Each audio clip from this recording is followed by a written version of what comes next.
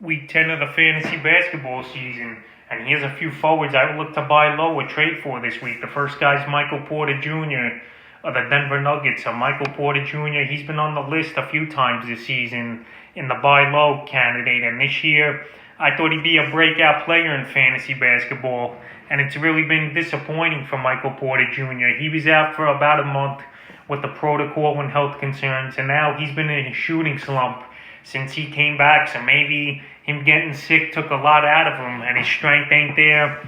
And it's just been a bad season, in my opinion, comparing to what I thought he could do on the season.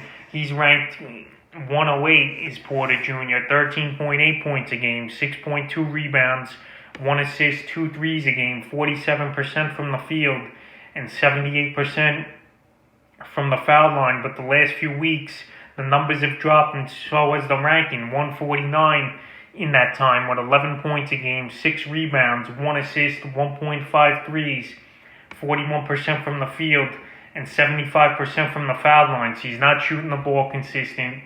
The numbers are way down, and his game logs haven't been great in the last month. It's been mediocre to poor numbers, in my opinion, for Michael Porter. But if you want Porter on your team, this is probably the lowest his value is going to be, I believe. And this is the time to probably get him. Maybe after the All-Star break, he'll be 100%, get all his strength back, and get things going. The last 3 games, they've been okay, but they're nothing eye-popping. February 19th at Cleveland, 22 points, 7 rebounds, 3 threes. February 21st in Atlanta, 10 points, 3 boards, 2 blocks. And then February 23rd versus Portland, 12 points, 10 rebounds, an assist, a block, and 2 threes. So Michael Porter, he's not scoring the basketball at a great rate, but the good thing about him, he's still trying to help you in other categories. We're getting about a block a game. He had the 10 rebound game the other night, but the pop just isn't there for him.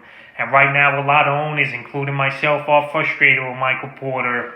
And if you want him on your team, this is definitely a time to buy him low and get him on a discount. The next forward is Anunoby of the Toronto Raptors. Anunoby, he got off to a great start to start the season, but now he was injured for a few weeks, and he just came back here for this Toronto Raptor team, and we'll see what OG could do the rest of the season. But he's definitely a buy low candidate. He was putting up huge numbers early in the year, but now his stats have definitely dropped off, in my opinion, for Anunoby. The season, he's ranked 85th with 13.9 points a game, 5.9 rebounds, 1.5 assists, 2.2 threes, 75% from the foul line, and 47% from the field. But the last few weeks, his numbers have definitely dropped off. His OG, 118 in this time, with 11 points a game, 6 rebounds, 1.2 assists, 1.4 blocks, 1.2 threes, 43% from the field only for OG. And we'll see if he could get things going. This Raptor team, they were down in the dumps early in the year, but they've come back to life now. And OG, he really hasn't had that many great games, like I said, considering what he did early in the season. Plus that he was out from February 5th to the 14th, so he returned on the 16th. But the last few games for him, February 21st versus Philly, 10 points, 6 rebounds, an assist, and a block.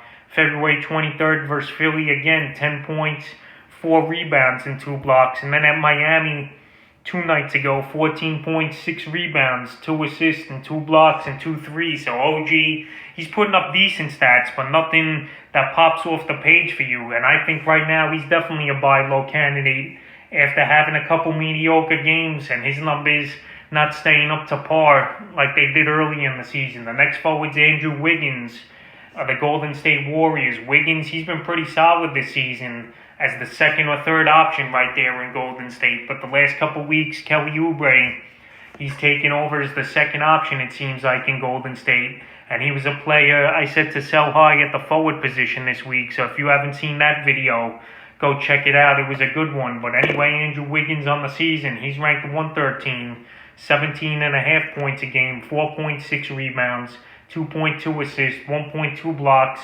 He's giving you 1.8 threes a game. But the foul shooting's been pretty bad, 67% and 46% from the field for Andrew Wiggins. And in the last couple weeks, his ranking's 158 in that time. His points per game are the same, 17 a game, 4.6 rebounds, 2.3 assists, 1.6 threes, 47% from the field. So Wiggins, he's pretty much even keel, where he's going to score 17, 18 points a game, get a few rebounds, but that's about it. He don't do much in any other category. He'll get a few assists maybe here and there, and a steal a game. But right now, his values pretty much stayed the same the last month. And I think you could buy him low, in my opinion. Not a lot of people are big fans of Wiggins. They might be frustrated that his numbers just stay 16 and 5 or whatever. And this is what we've seen from him the last few games. February 20th at Charlotte, 19 points, 5 rebounds, 4 assists, a steal and 2 threes. February 23rd in New York, 16 points, 5 boards and assist. And then last night at Indiana, 15 points, 1 rebound, 4 assists, and 2 steals. So that's what Wiggins is going to do. He scores the basketball. His percentages, they aren't all that great. And he's not really going to give you much three-point shooting. But I still will go out there and try to buy him low because he's pretty consistent at scoring the basketball. And he's trying to get other things integrated into his game to help the Warriors and fantasy owners. The next forward is Anthony Davis of the Los Angeles Lakers. So the news came down a couple days ago that Davis, we thought he only missed 2 or 3 weeks with the calf, but now it's going to be 4 weeks. And in my opinion, the Lakers, they're going to take it easy with him.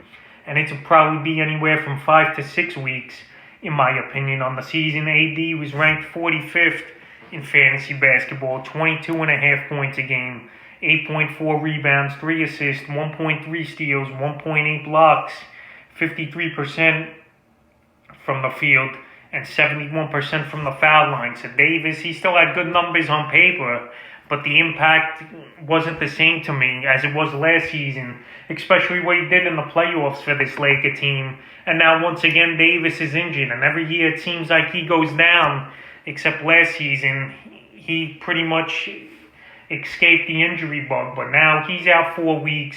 And if you're a manager that's in the playoff race or on top of the standings, this is definitely a time to buy Davis low. And if you're a manager who's struggling or not in the playoff race and you're trying to make a move, this is the time to get rid of Anthony Davis to get anything for him. So Davis, 4 weeks, that'll take us to week 14 or 15. I think it's going to be longer, like I mentioned. And right now, his value's at a super low peak with this calf injury. So right now, this is the time to go get him low. His value won't be any lower than this, unless obviously he's out for the season, but then he'll have no value at all, is AD. So right now, he's definitely a buy low candidate. Last week, he was a sell high guy, because I thought he would only be out for 2 or 3 weeks, but now he's a buy low, being out a month or more here. And this is the time to get him. In the 5th and final forward to buy low this week's Rui Hachimura of the Washington Wizards. Hachimura, he puts up decent numbers, and he's another player like Andrew Wiggins in a way,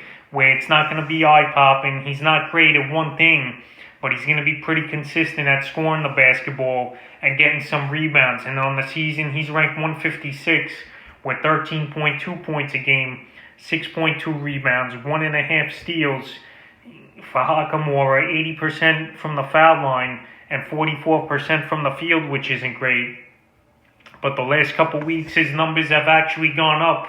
13.4 points a game, 6 rebounds, 1.3 assists, 49% from the field, and 88% from the line. So Hachimura, he's going to score 10 to 13 points a game, 6 or 7 rebounds he's going to get, 1 or 2 assists, and maybe a 1-3 a ball game. Those are the numbers you know you're going to get for him. And that's not that horrible in numbers. And obviously, you're not going to have to break the bank to trade for him anytime, I believe. So this week, I would go out there and try to get him. And the last 3 games have been pretty solid as well for him. February 20th, 17 points, 7 boards, 3 steals at Portland. Then February 22nd at the Lakers in a great comeback victory for the Wizards. 15 points, 6 rebounds, a steal and a 3. And then February 23rd at the Clippers, 10 points, 9 boards, 2 assists, a steal and 2 threes. So those numbers, they're pretty much in the same neighborhood and ballpark with the rebounds and the scoring. And like I said, I don't think you got to go out there and trade much to get him. Plus, he's actually available still in 37% of fantasy leagues on the waiver wire. So that's a few forwards I would look to buy low or trade for here in week 10 of the fantasy basketball season.